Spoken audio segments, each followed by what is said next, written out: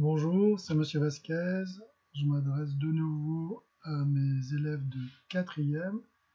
Donc là, cette fois, il s'agit d'une deuxième vidéo concernant la modélisation 3D du cerveau moteur. Donc là, vous avez l'écran du Padlet. Maintenant, vous y êtes habitué. Donc je fais défiler la colonne, la troisième colonne de modélisation 3D et je m'arrête sur cerveau moteur. Vous pourrez constater que tout en bas de la colonne, on trouve la vidéo de démonstration du capteur de distance. Donc là, pour le cerveau moteur, il suffira de cliquer sur le plan ici, que l'on peut ouvrir dans une nouvelle fenêtre, avec un affichage qui n'est pas terrible. Donc je vais plutôt rester ici, avec CTRL molette. Voilà. Là, on a le plan qui est en grand ici. Je vais sur l'onglet OnShape, donc vous connaissez la manip. Identifiant, mot de passe. On va pouvoir créer cette fois un document que je vais appeler démonstration quatrième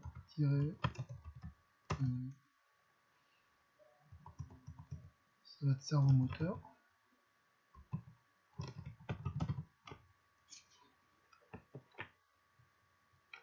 Voilà.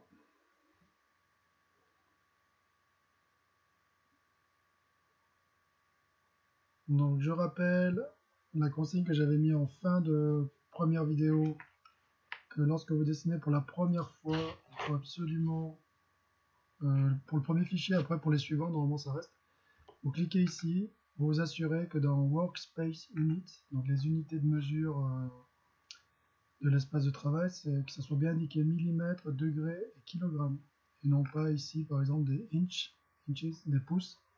Ça va pas du tout aller, donc on reste bien sur millimètres, degrés et kilogrammes. Voilà, très bien. Ensuite, au niveau du démarrage, toujours pareil, top et right sont masqués. On sélectionne le plan de face, on aligne et on clique sur Sketch pour pouvoir dessiner.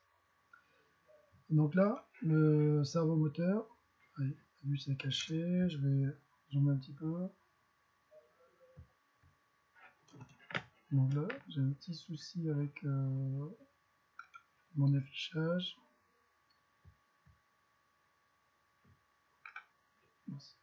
Je vais revenir sur le document, je vais voir si... Bon là j'arrive quand même à lire les dimensions. Donc là c'est juste pour moi, on voit quand même la pièce. Hein. Vous à la vidéo, je ne sais pas si vous verrez correctement, mais chez vous, vous aurez un affichage normal. Donc je retourne sur OnShape. Alors en fait ce que je vais faire, c'est que je vais dessiner ici, ce que je sélectionne là, la partie gauche. Alors ce qui est un peu particulier avec cette pièce, c'est qu'elle a deux petits éléments de chaque côté ici, et percé. Donc là moi j'appelle le corps, le corps. Ici c'est un peu comme une tête on va dire. Là on va avoir deux oreilles. Et ici on a un chapeau qui est un petit peu décalé. Donc ce qu'on va dessiner, c'est la moitié du corps avec une oreille qu'on percera, donc le piercing. Et on aura l'ensemble 3D qui sera symétrisé. Et quand on aura le gros bloc comme ça avec les deux oreilles, on pourra procéder au premier étage du chapeau et après le dernier. En l'occurrence, le dernier étage, en fait, c'est l'axe de rotation du cerveau moteur. Donc pour cela, je décide de prendre l'outil trait. Donc là, je clique pas là-dessus, comme ça je dessine tout de suite en très fort. Tac.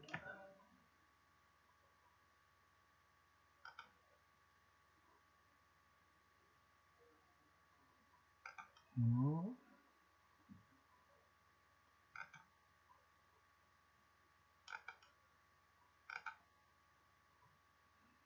Là, j'ai l'ordinateur là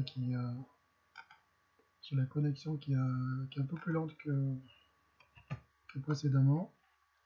Donc là maintenant je vais vérifier les dimensions. Donc on a ici 22,7 et 22,5.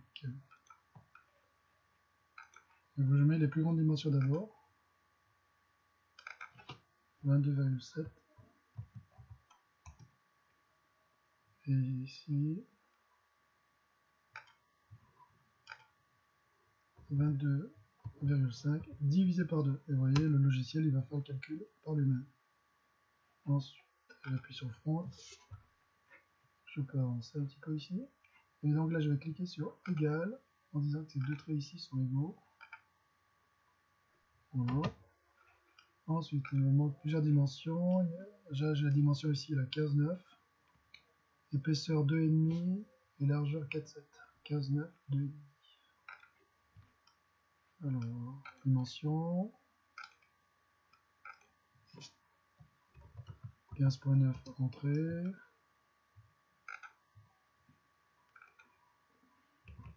2,5. Ah, j'ai pas tout pris là. 2,5 entrée. Et ici, je crois que c'est 4,7. Ici.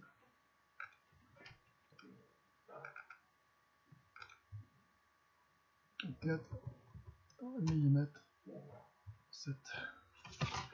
Donc là, c'est OK. Et l'épaisseur, ben, l'épaisseur, c'est ici, c'est 11,8.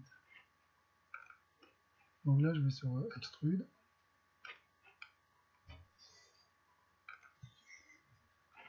Et donc, j'indique la dimension que j'ai déjà oubliée. C'est quoi? 11,8.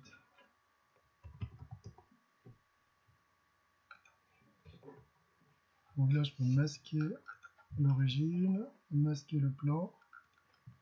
Et cette fois, je vais faire la partie qui est quand même assez difficile pour la plupart d'entre vous. C'est le piercing. Donc, je clique sur cette face, sur Top, Esquisse, et je vais dessiner cette forme-là ici. Donc, dans un premier temps, petite astuce, on prend un trait de construction, ici, et on part de milieu à milieu. Voilà, jusque là. Et si vous avez bien travaillé, le trait, normalement, il est noir. Échappe. Ensuite, un trait fort. Ici. Ah non, le trait fort, on le fera après. Je vais d'abord faire un cercle dans un trait fort. Surtout pas au milieu. J'essaie de moi. Après un trait. Ce trait, il va aller rejoindre le cercle. Ce trait, on va le symétriser avec la fonction miroir par rapport à ce trait.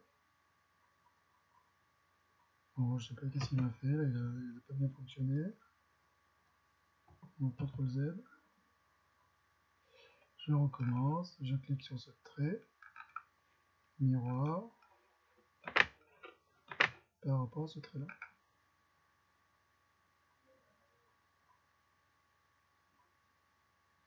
Là, il y a un petit souci, ça peut arriver. Miroir, donc je sélectionne d'abord ce trait. Voilà, miroir. Donc là, il y a un problème. Il y a un bug.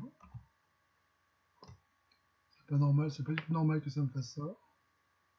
Donc ce que je vais faire, je vais rajouter un trait ici. Normalement le problème ne devrait pas se poser.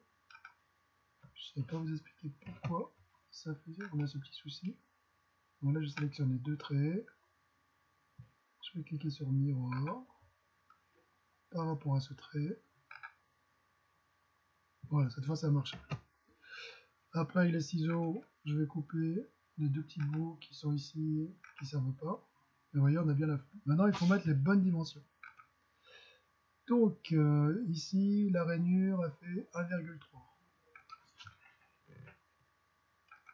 Donc, je veux dire que la distance entre ces deux traits là, 1,3 entrée. Ensuite, le petit cercle qui fait 2,3.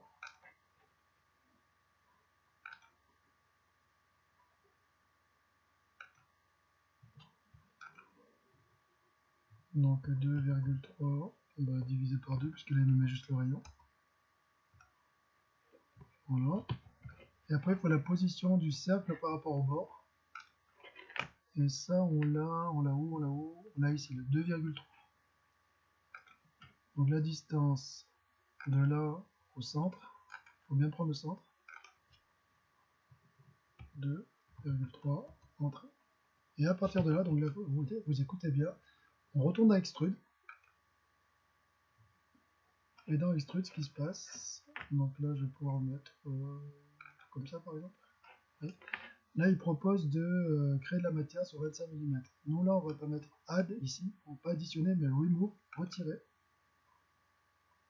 Et on va lui dire up to next, c'est-à-dire d'aller jusqu'à la prochaine surface. Donc là si on incline un petit peu, on voit bien qu'il a enlevé la matière. On valide, on se rapproche. Et là on a fait quand même un boulot qui est pas mal. Donc vous voyez, je tourne la pièce.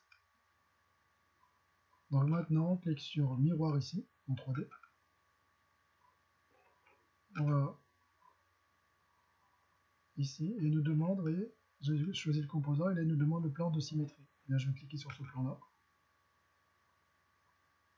Alors, on recommence. L'entité à symétriser, c'est celui-ci. Ici, je clique là-dedans, et je dis par rapport à ce plan. Et là, c'est validé. Voilà, je termine avec ça pour cette première vidéo, parce que je dois faire des vidéos qui durent moins de 15 minutes pour pouvoir les placer sur YouTube. Donc j'espère que vous allez tous arriver à modéliser jusque là. Il y aura une autre vidéo que je vais initier maintenant, que je rajouterai après, pour terminer ce travail. A tout à l'heure.